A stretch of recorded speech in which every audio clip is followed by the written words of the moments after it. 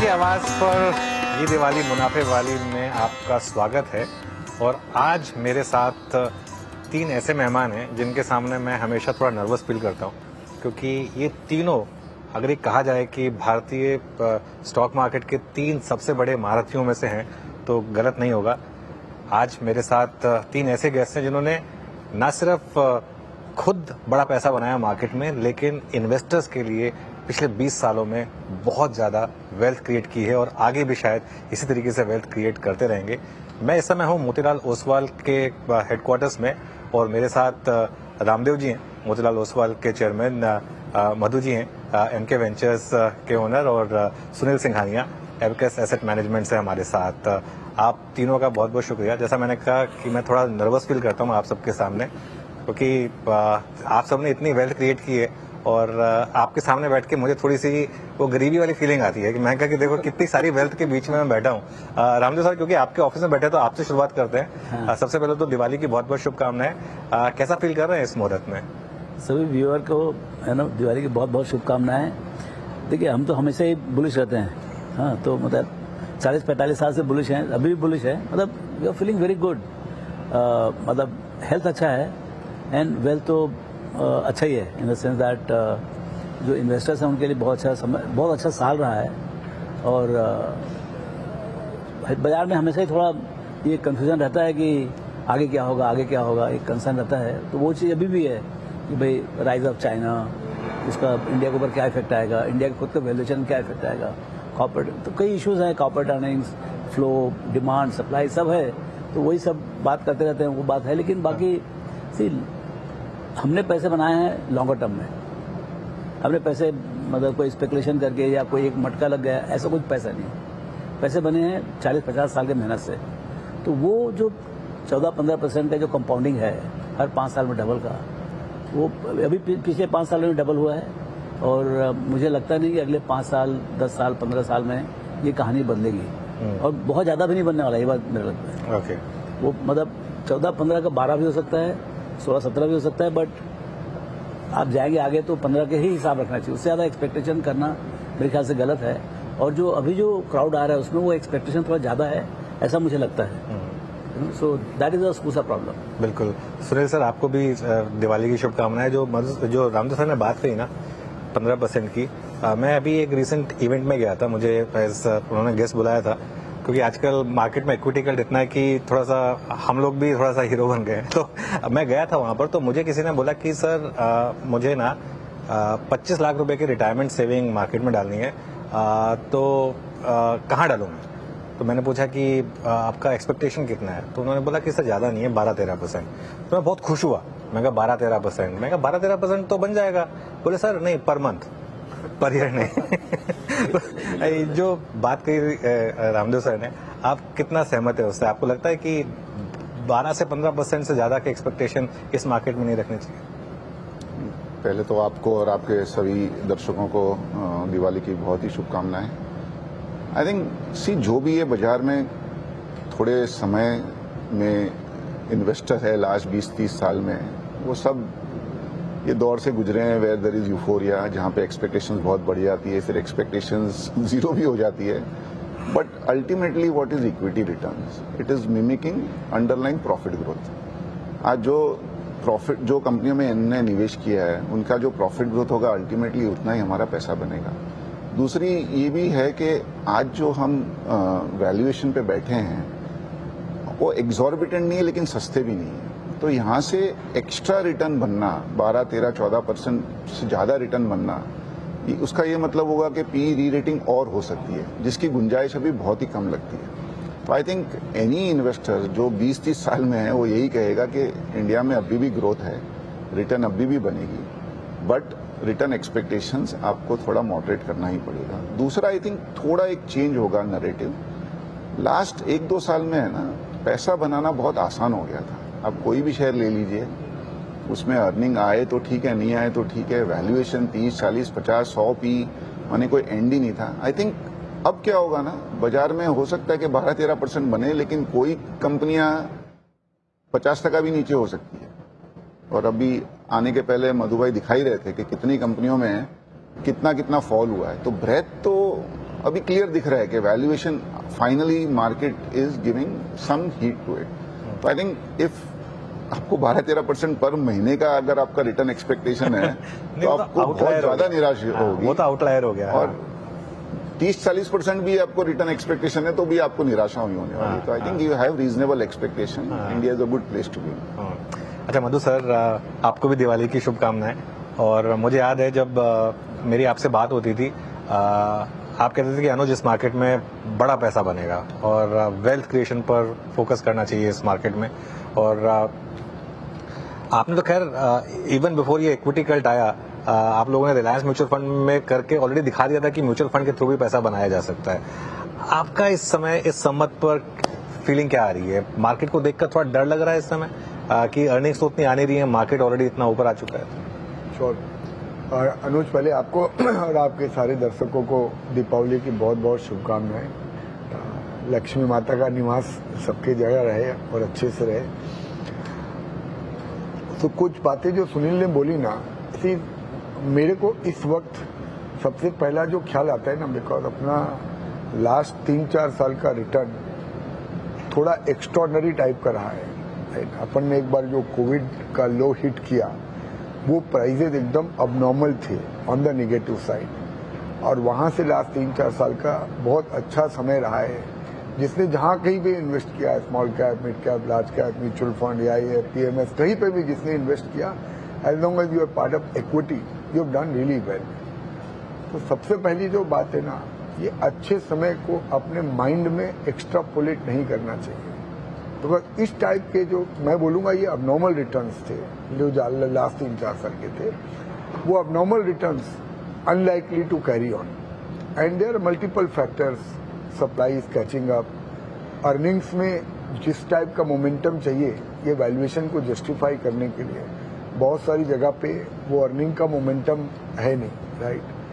Third point है कि India का रिलेटिव अट्रैक्टिवनेस जो लास्ट 3-4 साल में बहुत ज़्यादा था, चाइना के सिग्निफिकेंट डाउनग्रेड होने की वजह से, रशिया के जाने की वजह से, इवन ग्लोबल इन्वेस्टर्स में वो इंडिया का रिलेटिव इम्पोर्टेंस बहुत ज़्यादा था। वो अपने को दिख रहा है, एफआई इन्वेस्टर ने जिस हिसाब से इस महीने में भी माल बेचा है। तो I am saying if you are a long term investor, you should not become complacent in this market and you should not take things for granted. नहीं, ये तो अच्छा ही और ये अच्छा ही चलेगा, विदाउट बीइंग स्पेसिफिक। अभी देखो ओला का भाव आधा हो गया है in matter of 1 month, and these are bull markets. We are still considering that we are in a bull market, right. तो ये अनुज भाई, ये सीधा नजर हटी कि दुर्घटना घटी, right. You have to be on the ball, that is the point number 1। Point number 2, see equity ultimately will give average return. हमने लास्ट 25 साल में बहुत सारा यूफोरिक पीरियड देखा, या एक साल में इंडेक्स 70-80% भी बढ़ गया था, पर 25 साल का एवरेज रिटर्न 15-16% ही है, राइट। तो अभी वो 15-16% बात करो तो पब्लिक ऐसे डाउनग्रेड करके आपको देखती है जैसे आपने कोई क्राइम कर दिया 15% बोल के। आपने तो अच्छा हो गया महीने का बोला, मेरे को तो पब्लिक वीकली बोलती है 15% वीक में, तुम क्या कर रहे हो यार, तो अभी वो बात ही करना किसी से ना कि 15% रिटर्न बनेगा, मतलब they will feel that you are out of the sync. तो पब्लिक का रिटर्न एक्सपेक्टेशन बहुत है, और ये 4 करोड़ डीमेट होल्डर के जो 17-18 करोड़ डीमेट होल्डर हुए ना, इसमें से बहुत सारे वो लोग भी हैं उनको बाजार का फंडामेंटल ज्यादा समझ नहीं है, और जिन्होंने पड़ोसी का पैसा बनते देख देख के वो लोग भी आ गए हैं, and they are in desperation. बिल्कुल, मैं उनको कमाई डालने के आज की आज, राइट। तो मैं बोलूंगा रिटर्न एक्सपेक्टेशन बराबर रखो। इंडिया स्टोरी अभी भी इंटैक्ट है। The only place where I would differ, I would think there is still extraordinary opportunity to make money, but you have to be on the ball. You have to be really right in identifying a proper sector within that proper company and have a reasonable time frame in mind. मतलब आपको बहुत अच्छा return बनाता है। राकेश भैया बोले थे कि तेरे को कई अगर गुना बनाना है ना, 2 गुना, 4 गुना, 5 गुना, तो फिर टाइम से नहीं कर सकता है। तो एक चीज छोड़ना पड़ेगा, या टाइम को छोड़ना पड़ेगा या रिटर्न को छोड़ना पड़ेगा। तो हम लोग अगर टाइम को पकड़ के नहीं रखते, एक बार इन्वेस्ट अच्छी कंपनी में कर दिया तो लॉन्गर टर्म में अच्छा पैसा बनना चाहिए। दैट इज व्हाट आवर मंशा इज। चलिए कम से कम वीकली एक्सपायरी से भी खत्म कर रही है, तो वो 15% वीकली वाला तो वो एक्सपेक्टेशन शायद थोड़ा कम होगा। अच्छा रामदेव सर, जब मैंने आपसे लास्ट इंटरव्यू किया था तो आपने कहा था कि रिटेल की क्रांति चल रही है इस समय मार्केट में, और वो क्लियरली विजिबल है। लेकिन रिटेल की क्रांति के साथ साथ एफआईआई की मैसिव सेलिंग भी हो रही है, और एक महीने का, अब तक तो महीना पूरा भी नहीं हुआ, ऑलरेडी हमने अब तक का highest single month sale number देखा है एफआईआई की तरफ से। ऑब्वियसली प्राइसेस भी हाई हैं तो उसको थोड़ा सा उस हिसाब से मॉडरेट करेंगे, लेकिन ये क्या हो रहा है? क्या सिर्फ एक चाइना फैक्टर है या कुछ और है यहाँ पर? अभी तो क्लियरली चाइना ही फैक्टर है, बिकॉज जो एमर्जिंग मार्केट फंड जैसे जहाँ पर आपके सब एमर्जिंग मार्केट चाइना इंडिया सबका लोकेशन होता है, उसमें लोगों ने जो मैनेजर्स थे उन्होंने इंडिया ओवरवेट करके चाइना अंडरवेट कर दिया था। हाँ। तो जब ये सब स्टिमुलस और ये सब लाइन से आया, मैं इंसिडेंटली स्टिमुलस जिस दिन आया उसके एक दिन पहले मैं हांगकांग में था। हाँ। तो वहाँ पर ऐसा माहौल था कि एक दो लोग चाइनीज मैनेजर्स, उन्होंने ये बोला कि शायद मतलब जो जिस ढंग का निराशा वहाँ पर हो गई थी कि शंघाई स्टॉक एक्सचेंज ही बंद कर दें वापस, तो वो कोई मतलब ही नहीं बाजार से द चाइनीज गवर्नमेंट को इस टाइप का। And next day slew of stimulus आता है, and clearly the intention of the government is very clear कि they mean business, they want to have कि दे वांट बायर्न मार्केट। तो वो जो बदलाव हुआ उसके कारण से सस्टेन वे में आपका जो रीअलोकेशन हो रहा है, जो चेंज वाला पोजिशन वो हो रहा है। अभी वो कितने दिन में खत्म होगा, हो गया मतलब 80% काम हो गया, 70% वो मुझे नहीं मालूम। लेकिन अब जो है मतलब ऐसा नहीं कि India is the only emerging market country. एक समय ऐसा होता था 10 दिन पहले कि एक तरफ यूएस है और दूसरी तरफ इंडिया है, there is no third market to invest in. अब जो है ऐसा लग रहा है कि एक तरफ यूएस है, यूएस का अपना जगह है, लेकिन चाइना एंड इंडिया दोनों का अभी थोड़ा सा मतलब चाइना बहुत बड़ा है, China is as big as US.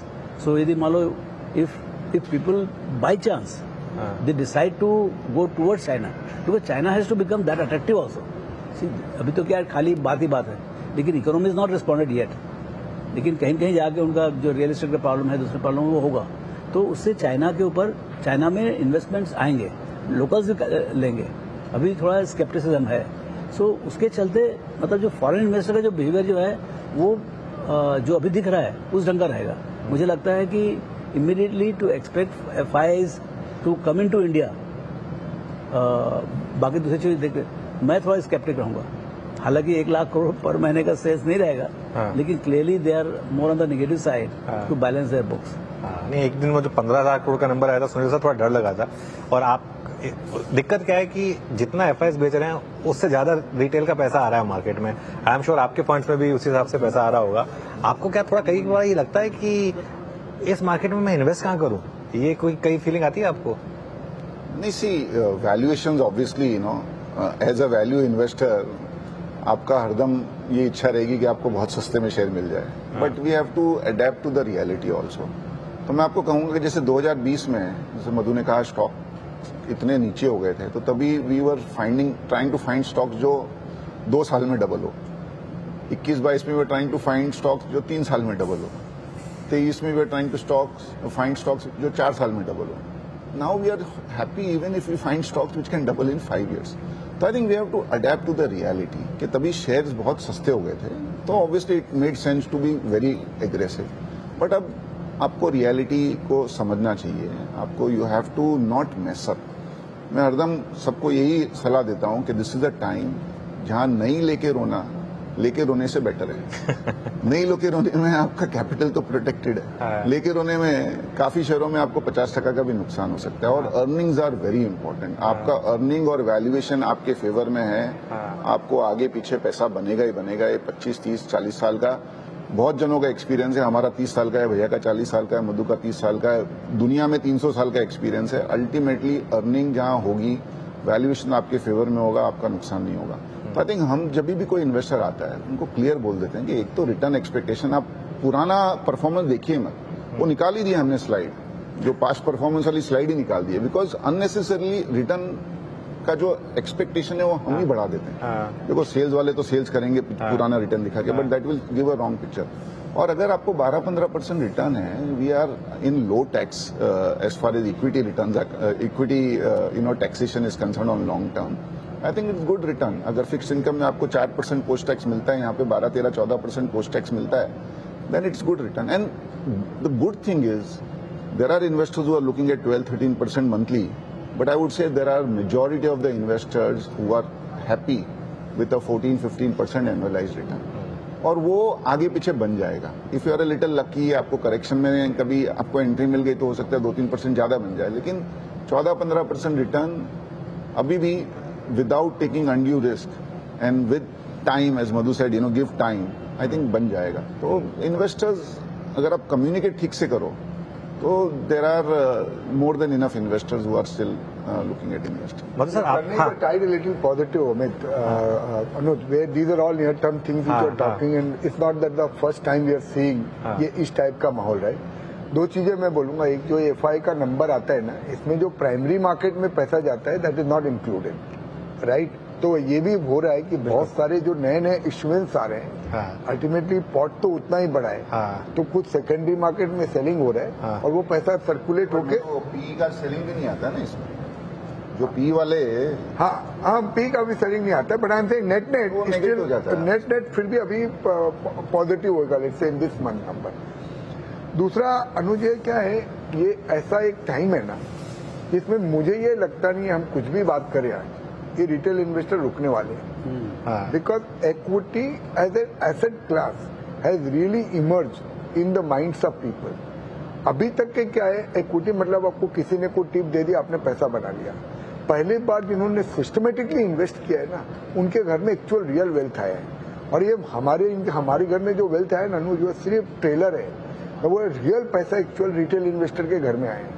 फिर 2-2 रुपए का शेयर 100 रुपए हो गए. हमारे घर में कोई वो शेयर नहीं है 2 रुपए वाले, सबने 2 रुपए में लिया नहीं. आपके भी हैं मधु भाई, ऐसा नहीं है, मतलब आपने भी 10-10 गुना बनाया पिछले 2 साल में. बहुत सारी कंपनीज में अनुज भाई मैं बोल रहा हूँ, वो रिटेल घर में, जैसे आप सुजलॉन है, नीचे का 2 रुपए का भाव था, अभी 80 रुपए भाव है. कोई, मैं तो किसी शाणे को नहीं जानता हूँ जिसने 2 रुपए में लिया और 80 रुपए तक रखा हुआ है. पर जो रिटेल जिसके घर में वो शेयर रह गया ना, वो रह गया होगा. तो रिटेल इन्वेस्टर जो है ना, उसने रियल में पैसा कमाए, एंड दैट इज वाई हम ये देख रहे हैं. तो ये जो है ना, हम जो बात कर रहे हैं, हो सकता है मार्केट एक कंसोलिडेशन फेज में जावे, और हो सकता है कि आपने कोई गलत चयन कर लिया कोई शेयर का. जैसे सपोज इन डिफेंस सेक्टर इतना हाइट था, देखो 40-40% निकल गया, लोग बात भी नहीं करते, राइट. कौन सा सेक्टर? Defence sector. डिफेंस. अपन लास्ट टाइम डिफेंस ईएमएस में भी 1-2 स्टॉक 40-50% वही अपन लास्ट टाइम भी बात कर रहे थे. तो अगर आप कैजुअल हो जाओगे इस वक्त इन्वेस्टिंग में, तो पक्का 100% चोट लगने वाली है. पर अगर आप केयरफुल हो अभी भी, और मैं आपको बोल रहा हूँ गाँव की क्या बात करें, हम लोग भी थोड़े कंपनी सेंटर और कैजुअल है, राइट. तो ये इस वक्त अलर्ट रहने का टाइम है. आई डोंट थिंक ये बेरिश होने का टाइम है. इस बार अलर्ट रहने का टाइम है, और बी केयरफुल. अगर रिटर्न एक्सपेक्टेशन ठीक है, फिर भी अभी बाजार में अपॉर्चुनिटी का ऐसे कमी नहीं है. तो नहीं मधु सर, लेकिन आपको एक मार्केट में कोई क्रैश का डर तो नहीं लगता कि कोई बड़ा क्रैश आ सकता है मार्केट में? ऐसा लगता नहीं है अनुज, अनलेस कोई इंटरनेशनली कोई बड़ा बवाल हो जावे, ये नॉन फैक्टर्स को देख के नहीं लगता है. पर लेट्स से एग्जांपल, कल अगर चाइना इन्वेड कर दे ताइवान को, तो पक्का लफड़ा होगा. ओके. फिर वो ग्लोबली कहाँ पे क्या सीन जाएगा, कहाँ पे सेमीकंडक्टर, कहाँ पे सप्लाई रुकेगी, वी डोंट नो. मतलब उस टाइप का कोई इवेंट होगा ना, तो इस बार पब्लिक बहुत आ गई है अंदर, तो there will be abnormal fall as the rise has been also abnormal. But जब तक के वो कोई ब्लैक सिग्मा इवेंट को मैं हटा दूं, तो कोई क्रैश वगैरह नहीं लगता है. ऑर्डरली फॉल है जहां एक्सेस वैल्यूएशन है, और मेरे को लगता है market will consolidate in the range for some period of time. Okay.